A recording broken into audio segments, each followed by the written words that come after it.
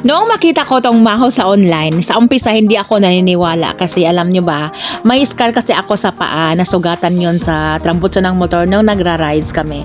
Ang dami ko na nasubukan yan na nabibili ko din online. So wala pa rin, hindi pa rin nawawala. Hanggat sa may kaibigan ako nagsabi na, itry mo nga yung maho. Kasi ang maho daw yung nakagaling ng stretch mark niya kasi dami siyang stretch mark. So ayun, sabi ko sa sarili ko, wala na mawawala kung susubukan ko. So ayun, bumili ako ng isa. So yan pala, grabe, tinuloy-tuloy ko siya na isang linggo. So para talaga siyang magic talaga. Ang nangyari, yung scar ko sa paa, hindi na siya nahalata.